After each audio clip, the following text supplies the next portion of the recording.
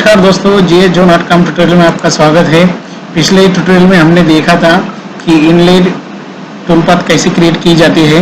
अगर आपने वो ट्यूटोरियल अभी तक नहीं देखा तो उसका लिंक मैंने डिस्क्रिप्शन में दे दिया है, वहाँ पे क्लिक करके भी आप वो लिंक देख सकते हैं, वो ट्यूटोरियल देख सकते हैं। ये हमारा AutoCAM का 10 ट्यूटोरियल है। अगर आपने अभी तक हमारे चैनल को सब्सक्राइब नहीं किया तो प्लीज़ हमारे चैनल को सब्सक्राइब कर लीजिए, क्योंकि हमारी जो भी AutoCAM के ट्यूटोरियल है, AutoCAM रिलेटेड जो भी वीडियो आपको उनके नोटिफिकेशन मिल जाएंगे। चलिए दोस्तों, आज हम लोग दो टूलपाथ के बारे में देखने वाले हैं। एक है क्रिएट राइज्ड राउंड टूलपाथ और दूसरी है क्रिएट टेक्सचर टूलपाथ। तो पहले हम लोग राइज्ड टूलपाथ के बारे में देखेंगे, उसके बाद में टेक्सचर टूलपाथ के बारे में हम लोग देखेंगे। सबसे पहले दोस्तों हम लोग नॉर्मली एक स्क्वायर क्रिएट कर लेंगे। हमने एक स्क्वायर क्रिएट कर लिया, उसके बाद में स्क्वायर को क्रिएट कर लिया, उसके बाद में हम लोग ये टूलपाथ पे क्रिएट करेंगे, क्रिएट राइज्ड राउंड टूलपाथ पे क्लिक करेंगे। क्रिएट राउंड टूलपाथ पे क्रिएट करने के बाद उसके बाद में हमने उसका डायलॉग बॉक्स ओपन हो जाएगा। हमने वेक्टर को सिलेक्ट कर लिया है। यहाँ पे डेप्थ हम लोग डालेंगे 20 mm का। हम लोग मटेरियल हम लोग यहाँ पे हम लोग डेप्थ डालेंगे 18 mm की। मटेरियल हम लोग 20 रखने वाले हैं, तो उसके हिसाब से हम लोग उसको बनाएंगे। तो यहाँ पे देखिए ये एंगलिंग जो दी है इसको हम लोग 0 कर लेंगे, इसको हम लोग 0 कर लेंगे। ओके, ये 0 एंगलिंग हमने कर ली। यहाँ पे देखिए दोस्तों, ये जो ब्लू कलर के दो पॉइंट है ये एंगल क्रिएट करते हैं। अब जहाँ पे भी इनको मूव करेंगे ये एंगलिंग चेंज करते जाएगा। अभी ये देखिए 90 डिग्री में यहाँ पे, अगर मैं ये ब्लू पॉइंट को यहाँ पे लेके आता है तो 0 एंगल हो गया, साइड एंगल 0। अगर आप नॉर्मली ये ब्लू को यहाँ पे क्लिक करते हैं तो ये देखिए 90 के यहाँ पे ये 90 हो गया, बॉटम एंगल 90 हो गया। उसके बाद में ये 0 है, तो इसको भी चेंज करके हम लोग ऐसे ऊपर ला सकते हैं, चाहेगा तो इसको ऐसे रख सकते हैं। नॉर्मली फॉर एग्जांपल हमने इसको ऐसे रख लिया, हमने जो एंगल थे वो क्रिएट कर लिए। आप जो चाहिए, आपको जैसे एंगलिंग चाहिए वैसे क्रिएट कर सकते हैं। हमने एंगलिंग क्रिएट कर लिया। इसकी विड्थ हमने विड्थ डालनी बहुत जरूरी कि ये एंगल आपको कितना विड्थ में चाहिए। अगर आपने उतना विड्थ में एंगलिंग क्रिएट करना स्टार्ट कर दिया, उसके बाद में आगे का जो एरिया, अंदर का जो एरिया बचेगा तो उसको फ्लैट कर देगा। तो इसके लिए हम लोग क्या करेंगे, विड्थ हम लोग मिनिमम 30 का डालेंगे। 3 सेंटी का विड्थ डाल दिया। 3 सेंटी का विड्थ डालने के बाद यहाँ पे देखिए एंगलिंग चेंज होगी कि 30 से मतलब 3 सेंटी में एंगलिंग कैसे क्रिएट होगी वो ऑटोमेटिक आ गई। तो हम लोग इसको थोड़ा मॉडिफाई भी कर सकते हैं, चेंज भी कर सकते हैं। यहाँ पे इसको चाहिए तो 0 लाके नीचे लाके ऐसे इसको थोड़ा सा चेंज भी कर सकते हैं। हमने यहाँ इस तरह इसको एंगलिंग कर लिया। यहाँ पे देखिए ये जो एंगल है ना, ये दिख रहा है 18.65 का, और यहाँ पे जो एंगल है वो 90 डिग्री का है। इसकी जो यहाँ से लेकर यहाँ तक विड्थ जो है वो 30 की है। आपको ये समझ में आ गया होगा। हम लोग टूल डिफाइन करेंगे, टूल पे जाएंगे, बॉल नट सिलेक्ट करो, एनी अदर सिलेक्ट करो, कोई प्रॉब्लम नहीं है। लेकिन इसके लिए बॉल नट सी सिलेक्ट करना बहुत जरूरी है, ठीक है। आप इंडमिन ना सिलेक्ट कीजिए, रिपीट ना सिलेक्ट कीजिए, क्योंकि ये राउंड जाने वाला है, ऐसा एंगलिंग में है, तो बॉल नट ही इसको अच्छी फिनिशिंग देगा, दूसरा टूल इसको अच्छी फिनिशिंग नहीं देगा। तो हम लोग 6 mm का बॉल नट सिलेक्ट कर लेंगे। उसके बाद में बीट कैसे सिलेक्ट करने का, उसके बाद में बीट की सेटिंग कैसे करने का मैंने आपको बताई थी, लेकिन फिर से मैं एक बार आपको बता देता हूँ। इसके जो स्टेप डाउन है थोड़ी बढ़ा देता हूँ, मैं 10 की डाल देता हूँ। इसका जो फीड रेट है 150 रखूँगा। उसके बाद में यहाँ पे पिंग रेट 100, उसके बाद में स्पिंडल रेट 18,000 RPM। उसके बाद में टूल नंबर, अगर आपकी मशीन ऑटोमेटिकली है तो ऑटोमेटिक टूल चेंजर है तो टूल नंबर डालिए, ऑटोमेटिक टूल चेंजर नहीं तो कोई ज़रूरत नहीं है। इसके बाद में हम लोग मटेरियल को डिफाइन करेंगे, 20 का मटेरियल डालेंगे। उसके बाद में ओके बटन पे क्लिक कर देंगे। ओके बटन पे क्लिक करने के बाद हम लोग इसको कैलकुलेट करेंगे। देखिए दोस्तों, ये भी जो भी ये टूलपाथ क्रिएट होने वाली है ये वेक्टर के अंदर में क्रिएट होने वाली है, ठीक है। वेक्टर के आउटर में क्रिएट नहीं होगी, वेक्टर के अंदर में क्रिएट होगी। हमारे टूलपाथ क्रिएट होगी, इसको हम लोग अभी सिमुलेशन करेंगे। सिमुलेशन पे जाएंगे, ओके करेंगे, सिमुलेशन को हम लोग प्ले करेंगे, थोड़ा सिमुलेशन हम लोग देखेंगे। देखिए सिमुलेशन क्रिएट हो रहा है, सिमुलेशन बन रहा है, उसके हिसाब से हम लोग थोड़ा फास्ट कर देंगे कि जल्दी हो जाए। देखिए दोस्तों, यहाँ पे सिमुलेशन क्रिएट हो गया। अभी सिमुलेशन क्रिएट होने के बाद देखिए दोस्तों, मैं आपको यहाँ पे सिमुलेशन के बारे में बताऊंगा कि सिमुलेशन उसने कैसा क्रिएट कर दिया। तो हमने क्या की थी, जो विड्थ थी वो 3 सेंटी की ली थी। ये जो विड्थ थे, अभी यहाँ पे मैं देखिए आपको मीटर से दिखाऊंगा। यहाँ से मेजरमेंट टूल से यहाँ से लेकर लगभग यहाँ से 3 सेंटी, ये 3 सेंटी की विड्थ है। उसके बाद में जो एंगलिंग हमने क्रिएट की थी वो यहाँ पे क्रिएट होगी। ये देखिए, ये जो एंगलिंग थी हमारी, अभी मैं इसको आपको दिखाता हूँ। यहाँ पे यहाँ से सीधी है, बाद में यहाँ पे ऐसी क्रिएट होगी, यहाँ से ऐसी क्रिएट होगी, ऐसी सीधी जाती हुई ये ऐसी एंगलिंग क्रिएट हो गई है। जैसे यहाँ पे दिख रही है वैसे उसके हिसाब से एंगलिंग क्रिएट हो गई है। हम लोग इसको थोड़ा चेंज कर लेते हैं तो वो दिखाई देगा आपको बराबर। तो ये जो होती है, जो भी ये साइज होती है, साइड वॉल प्रोफाइल होती है दोस्तों, ठीक है। ये भी जो होती है साइड वॉल प्रोफाइल होती है कि साइड वॉल प्रोफाइल कैसे क्रिएट की जाती है, ये वेक्टर के अंदर में क्रिएट होती है। अभी चाहे तो आपको कुछ फोटो फ्रेम बनाने की, फोटो फ्रेम की अगर अंदर इसके साइड में से ये एंगलिंग जा रही है तो उसके हिसाब से आप उसको यूज भी कर सकते हैं। ये जो एंगलिंग है यहाँ पे देखिए, यहाँ पे ना, ये यहाँ से 0 है ना, मेरी माउस की देखिए, यहाँ पे जो 0 ये यहाँ पे है, यहाँ से लेकर यहाँ से वो क्रिएट होती यहाँ पे गया है। जो अंदर का जो एरिया क्लियर किया है उसने, इसलिए वो एरिया छोड़ दिया। यहाँ से 3 सेंटी, यहाँ से 3 सेंटी, 3 सेंटी, मतलब 3-3 सेंटी के इनर साइड में ऑफसेट क्रिएट करके हमारी टूलपाथ क्रिएट होगी और जितना भी एरिया अंदर का बैठ गया वो सीधा प्लेन हो गया। ठीक है दोस्तों, अगर ये आपको समझ में नहीं आ गया तो मैं दोबारा इसके बारे में समझा दो आपको। हम लोग इसको सिमुलेशन को डिलीट करेंगे और मैं फिर से आपको इसके बारे में समझाऊंगा। हम लोग फिर से टूलपाथ हमने सिलेक्ट कर लिए, इसको हम लोग डिलीट कर देते हैं। अभी देखिए दोस्तों, ये तो थी होल वेक्टर में हमने इसको क्रिएट किया था, होल वेक्टर में, पूरे वेक्टर में हमने इसको क्रिएट किया। हम चाहे तो इसको 2 वेक्टर में भी अप्लाई कर सकते हैं। 2 वेक्टर में हम लोग क्रिएट करेंगे तो दोनों साइड में सेम रहेगा। अभी समझो इसको हम लोग ऑफसेट देंगे, जहाँ पे इसको ऑफसेट हम लोग 30 का ऑफसेट देंगे, ऑफसेट 30 का। इसके बाद में यहाँ पे दी हुई इसको दोनों को हम लोग सिलेक्ट कर लेंगे, कैलकुलेट कर लेंगे। ये दोनों वेक्टर के बीच में एरिया बन जाएगा। ये दोनों वेक्टर के बीच में काम करेगा, आउटर साइड में काम नहीं करेगा। तो अभी इसको हम लोग सिमुलेशन, इसका भी सिमुलेशन देख लेते हैं कि ये कैसा बन गया। देखिए दोस्तों, ये जो बन गया ये वही हिसाब से बन गया जो हमने पहले देखा था, उसके हिसाब से बन गया। लेकिन इसने क्या किया, दोनों वेक्टर के बीच में एरिया बना दिया। तो ये देखिए, दोनों वेक्टर के बीच में सेम बन गया। ये क्या हो गया, ये जो पॉइंट है, माउस की मेरी कीरी की ये पॉइंट है, ये लास्ट पे है, तो यहाँ पे जो पॉइंट है यहाँ पे लास्ट में है, दोनों को इसने दोनों साइड में उसको क्रिएट कर दिया। हमने यहाँ पे 3 सेंटी डाला था, अगर इसको हम लोग ओनली 15 mm डालते हैं तो ये ऐसा हो जाएगा। इसको हम लोग अगेन कैलकुलेट कर लेंगे। तो इसके बारे में मैं बताऊंगा आपको कि ये काम कैसे कर रही है। इसको हम लोग सिमुलेशन कर लेंगे। देखिए दोस्तों, ये अभी क्या हो गया, दोनों साइड में ये जो एंगलिंग है दोनों साइड में क्रिएट हो गई। जो दोनों हमने जो वेक्टर सेलेक्ट किए थे, एक इसको थोड़ा मैं, ये जो वेक्टर सेलेक्ट किया था ये इसके इनर साइड में काम कर दिया, और जो ये वेक्टर सेलेक्ट किए थे इसके आउटर साइड में काम कर दिया। दोनों वेक्टर के बीच में का एरिया इसने क्या है, जो शेप है, साइड वॉल प्रोफाइल है, उसके हिसाब से उसने क्रिएट कर दिया। आप चाहिए तो कोई भी एंगल इसमें क्रिएट कर सकते हैं, कोई मसला नहीं है। कोई भी एंगल क्रिएट कीजिए तो ये उसके हिसाब से बन जाएगा। ये मोस्टली क्या होता है, फोटो फ्रेम बनाने के टाइम में वो यूज होता है कि एक प्रोफाइल की तरह से हमें यूज करना है, उसके हिसाब से यूज किया जाता है। अभी मैं आपको इसका सिंपली एक एग्जांपल दिखाऊंगा, क्योंकि आप बहुत इजी तरह से समझ जाएंगे। इसको मैं डिलीट कर देता हूँ और इसको भी मैं डिलीट कर देता हूँ, इसको डिलीट कर दूंगा। उसके बाद मैं फुल इसको ले लूँगा।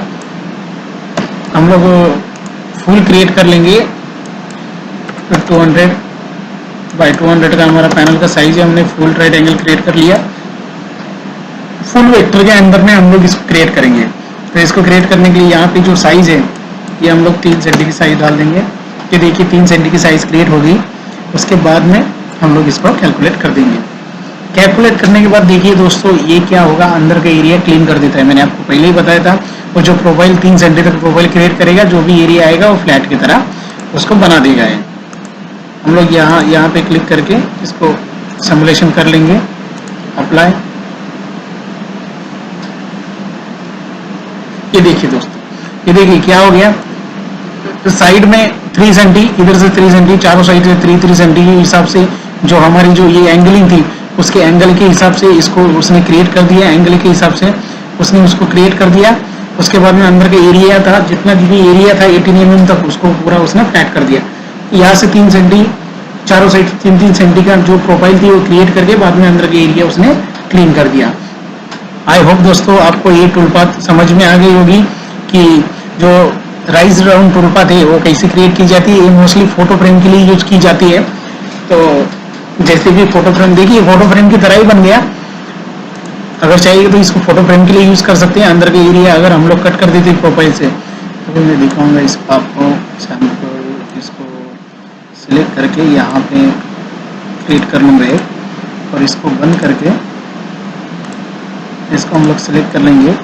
सिलेक्ट करने के बाद इसको हम लोग प्रोफाइल टूल पाथ से इसको कट कर देंगे, मतलब वो फोटो फ्रेम की तरह क्रिएट हो जाएगा। हम लोग 6 mm का एनिमल लेंगे, हम लोग साइज कटिंग डायरेक्टली कटिंग करने के 22 भी डालेंगे। उसके बाद में इसको कैलकुलेट कर लेंगे।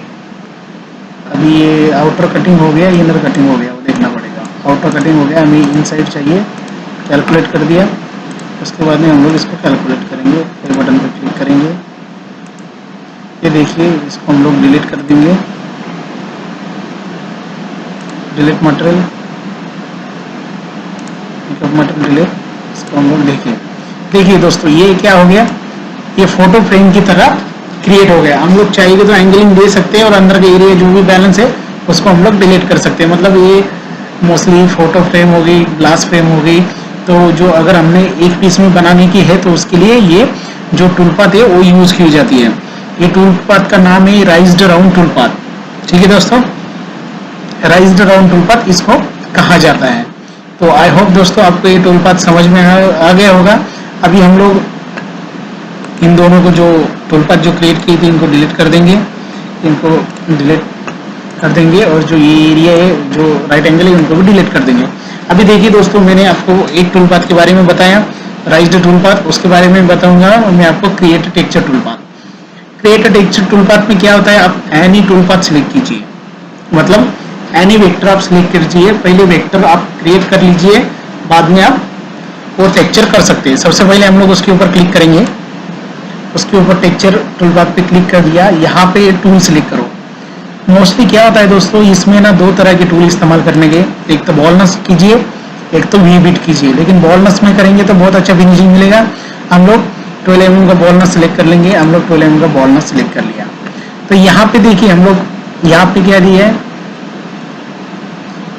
Default value from tool path. हम लोग सिलेक्ट करते हैं तो इसको ऊपर क्लिक करते हैं तो टूल पाथ के हिसाब से ये वैल्यू क्रिएट हो जाएगी। मीन्स मैक्सिमम पैटर्न लेंथ कितना चाहिए, मैक्सिमम लेंथ कितना चाहिए, राइज्ड कर्व कितना चाहिए, ये सब यहाँ पे दिया हुआ है।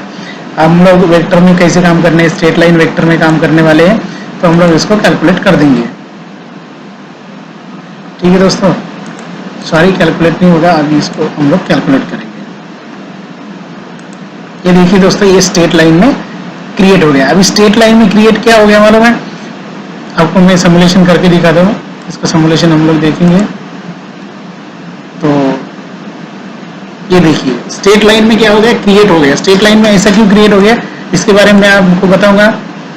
मिनिमम पैटर्न लेंथ, मतलब यहाँ से लेकर यहाँ से पैटर्न लेंथ, ठीक है, ये स्ट्रेट लाइन में।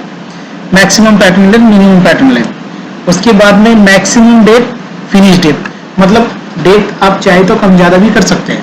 अगर डेप्थ को हमने, ये देखिए डेप्थ को अगर हमने 10 mm रख दी, उसके बाद में मिनिमम डेप्थ है वो अगर हम लोग 5 भी रख देते कोई मसला नहीं है, 5 रख दी।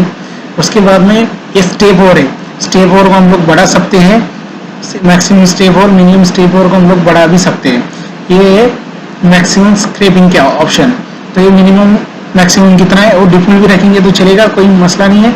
उसके बाद में हम लोग इसको कैलकुलेट कर देंगे। कैलकुलेट करने के बाद सिमुलेशन को हम लोग रीसेट करेंगे, और उसके बाद में अगेन सिमुलेशन हम लोग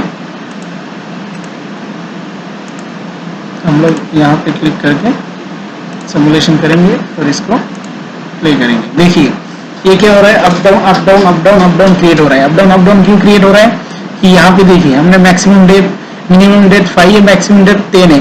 एक जगह पे मतलब 5 की जाएगी, एक जगह पे लास्ट 10 की जाएगी, और 5 की कुछ जगह में 5 की, 5 कुछ जगह में 10 mm की टूल पाथ क्रिएट करेंगे। ये देखिए दोस्तों, ये जो है ना, यहाँ से लेकर टॉप से ये 10 mm है और यहाँ से यहाँ तक 5 आ गई। ठीक है, मिनिमम कुछ जगह पे 5 करेगा, कुछ जगह पे 10 करेगा, उसके हिसाब से ये क्रिएट करेगा। हम लोग इसको प्ले कर देंगे, इसको हम लोग सिमुलेशन पूरा देख लेंगे। ये देखिए दोस्तों, ऐसा टेक्सचर ये रेडी हो जाएगा। ये टेक्सचर हो गया हमारा स्ट्रेट लाइन में। हम लोग अभी वेक्टर में हम लोग टेक्सचर क्रिएट करेंगे। इसको हम लोग कट कर देंगे, सिमुलेशन को भी हम लोग डिलीट कर देंगे, टेक्सचर टूल पाथ को भी हम लोग डिलीट कर देंगे। टेक्सचर टूल पाथ भी हमने डिलीट कर दी, सिमुलेशन भी डिलीट हो गया। अभी हम लोग इसको भी हम लोग डिलीट कर देते हैं। हम लोग देखिए दोस्तों, मैं आपको एक वेक्टर क्रिएट करके दिखाऊंगा। नॉर्मली ऐसा हमने वेक्टर क्रिएट कर लिया, ये हमारा वेक्टर है। ठीक है दोस्तों, हमने टेक्सचर टूल पाथ पे गए, यहाँ पे होल मतलब होल लेयर में हमें काम करना है। बीट हम लोग सिलेक्ट करेंगे, 12 mm का बॉलनेस, आप 6 mm का भी सिलेक्ट कर सकते हैं। उसके बाद में डिफॉल्ट वैल्यू आप टूल, अगर टूल के हिसाब से हम लोग क्लिक करते हैं कि टूल के हिसाब से वैल्यू ऑटोमेटिकली डिफॉल्ट वैल्यू आ जाएगी टूल के हिसाब से। हाँ, तो उसके बाद में देखिए टूल के हिसाब से वैल्यू क्रिएट होगी। वेक्टर हमने सिलेक्ट कर लिया। यहाँ पे जो है ड्राइव वेक्टर जो है हम लोग यहाँ पे डालेंगे सिलेक्ट वेक्टर। वेक्टर को सिलेक्ट कर लिया, यहाँ पे सिलेक्ट कर लेंगे, वेक्टर यहाँ पे सिलेक्ट हो गया। इसको हम लोग कैलकुलेट कर देंगे। कैलकुलेट करने के बाद देखिए दोस्तों, यहाँ पे 3D में देखेंगे तो ये कैलकुलेट हो गया। अभी कैलकुलेट हो गया, हम लोग इसको सिमुलेशन देखेंगे। ये देखिए, ये वेक्टर के हिसाब से सिमुलेशन क्रिएट हो गया।